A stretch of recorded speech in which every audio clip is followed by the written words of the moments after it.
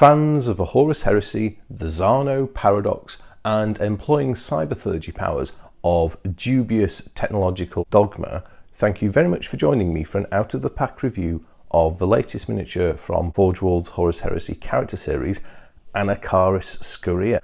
This is a much anticipated miniature. And there we have it, Anacharis Scoria. So this miniature went on early release at the 2018 Forge Overlords Open Day, so that was on July the 15th, that was yesterday, and I picked up a copy. So, you know, I have a collection of Mechanicum. I'm being a bit more of a loyalist Mechanicum player, but Scoria is, well, a member of the Dark Mechanicum, or arguably becomes one of the first true members of the Dark Mechanicum, but nonetheless is an absolutely fascinating miniature. What we're going to do in this review is we're going to unbox the miniature, we're going to take a look at the quality and just generally see what it's about. So before we even unbox it, let's just talk about box sizes. This is a big box. Now, talking about record holders, this is the box for Magnus Red, another miniature from the character series by Forge Overlords. And look at the difference in size between the two. This Scoria model is a big unit. He cost £80, so the same price as Magnus Red. Yeah, just thought I'd start by pointing that little interesting thing out. I have the knife of questing. Let's see if we can get into the cellophane. So as usual, we've got one of these sort of textured finish black character series boxes. Very smart presentation. And we can take the lid off, which came off nice and easily, so we can put that to one side and let's see what's inside. Okay, well, I guess this is a reason for the big box more than any other single reason, and it is Scoria's scenic base. Now, even by the standards of Forge Overlords, this is a monster. And probably second only to what we've seen on, I guess, Leman Russ and Magnus Red, their combined base. Right, so what does this look like? Well, it's very finely detailed, lots of stuff going on. Broken piece of the transmission, and perhaps flare shield from a Krios battle tank there. Nice little bit of debris. Ruined piece of a sponson weapon system here from a Space Marine tank. So clearly been fighting some Astartes. It's been trimmed off its key, and that makes it smaller for the box. We then have a base. I think this is an 80mm circular base, which that is going to live on, although it doesn't actually. I suppose there's a bit of an overhang there, so it doesn't. Oh, hello, look at that, they've put the wrong base in. I'll have to contact them about that. Yeah, looks like it's a size too small. Okay, that's interesting.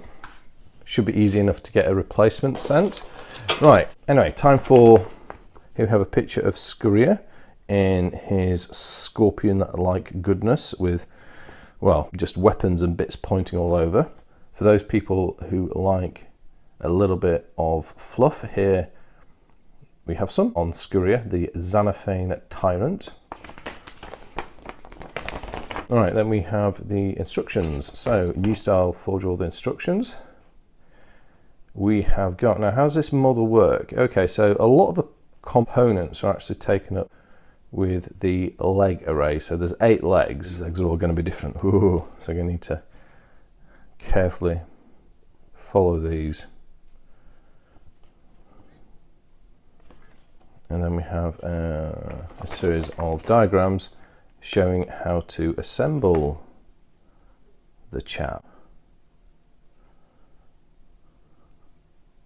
Oh gosh, very few bits there. Right. Wow, what a model though. Right, anyway, enough of the instructions. Let's actually take a look. So we have 2 trays of components. I think we've got this, which is the larger parts, and that the smaller. So let's do the larger parts first.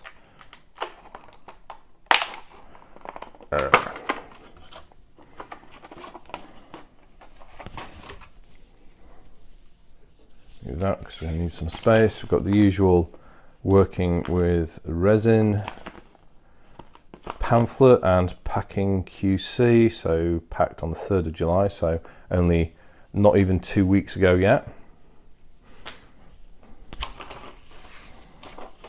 So this is an early release model, so I'm hoping for a really nice cast here.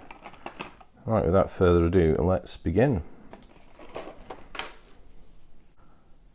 So this is the upper carapace of Scoria. That, I presume, is a symbol of the Xano forge, or perhaps his particular part of it. Oops, nearly made an escape there. This is nice. This is nicely cast in general, apart from here, where we've got a bit of a displacement to clean up across this part of a carapace where they've cut the mould across there. It's a bit fiddly, but a bit of a fiddly place that, and not an ideal place to have a mould line running across, but that should clean up okay. We now have here we have the body and the head and the torso of Scoria himself.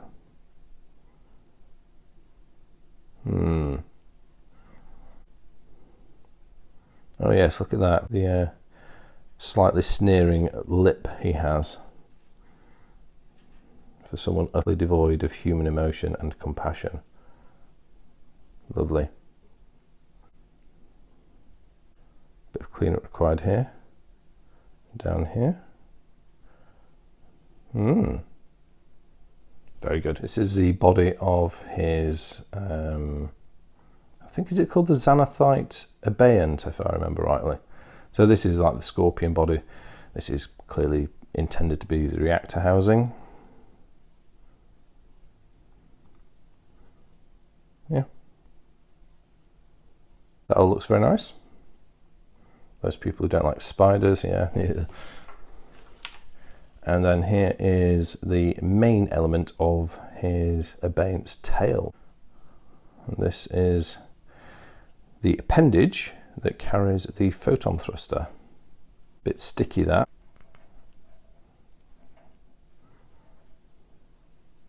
Yeah, a little bit tacky, that. Hopefully that tackiness will be removed once it is cleaned up. It has its bath. Right, what else do we have? So then we have this assembly here, which I believe is kind of like a subarm, which has got some vicious looking choppers. The first 2 of 8 legs that are going to make up the abeyant.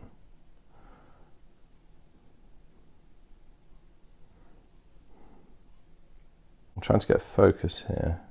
This looks a bit scratchy in here. Hope that's going to clean up okay. Bit of a prominent mould slip there, running down there, so that's going to require cleaning up, and a mould, and not a mould, an air bubble on the tip of that. Oh, maybe these aren't the legs. These are the arms of the machinator array.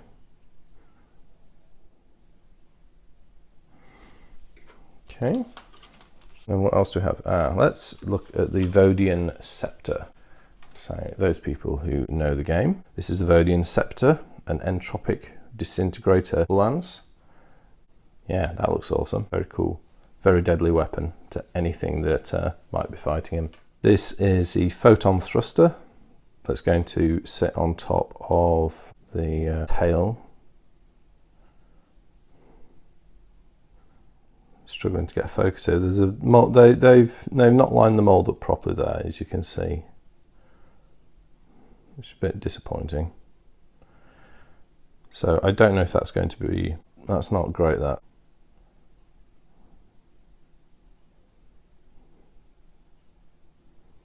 And the displacement runs down the front of the weapon as well. Yeah, a bit sloppy that. That's cross detail, so I might ask for that to be replaced. And then, I'm not sure what this is. It looks like perhaps it's his mechanical spine.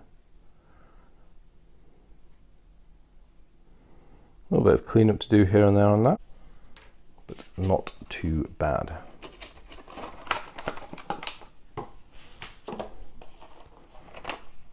Right, let's do pack 2.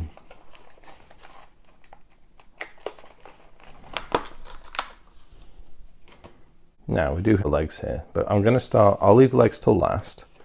I'm going to start on the left hand side of this. What do we have? Oh gosh, there's all sorts. Well, there's just lots of bits. I'm going to get overwhelmed by all the bits here. These are like the knee guards for the legs of the Abeyant. Yep, they all look fine. A pincer or a cutter from his machinator array. A selection of tools and drills and probes and injectors, which I guess are going to all cluster around his body. This is actually one of his arms, I think. Yeah, there's the remains of a human arm in there somewhere. And moving on to the legs.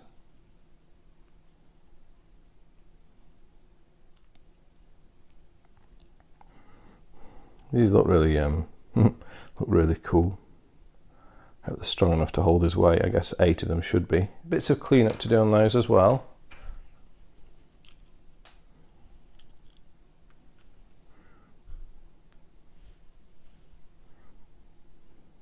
Got an air bubble there that needs to be filled. Another air bubble there.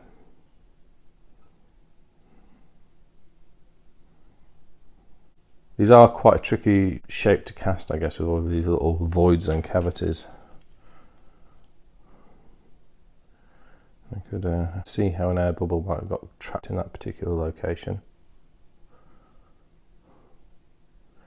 Yeah, right, some more legs, oops, and some flying foam as well. Even the little whack of the tripod there. I guess these legs are a bit of a muchness really. Although this one's not really, the mould hasn't been very well lined up on this. As you can see, got some large displacements, so it's poor. Can't afford to have displacements like these running across these parts. I mean, look at that there. Just more work to do that. I mean, I don't know. It'll probably clean up, but there's, you know, like unnecessary work there.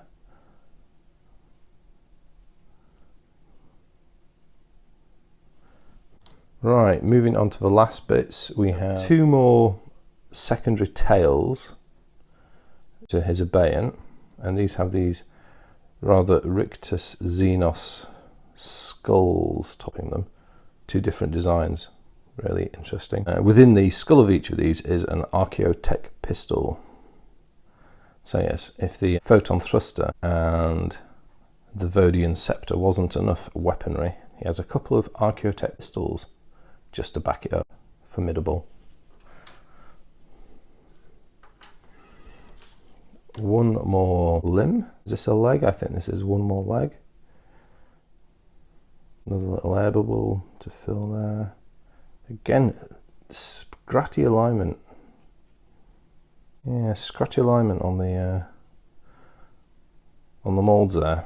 I think we're nearly done now. Just got 1 final piece, or final sprue, which are his mechadendrites.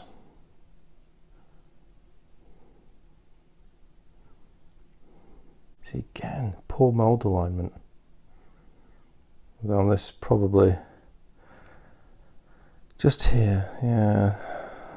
Hopefully, Yeah, you see, that's just frustrating, having seams running across the very, very fine detail that you have on these.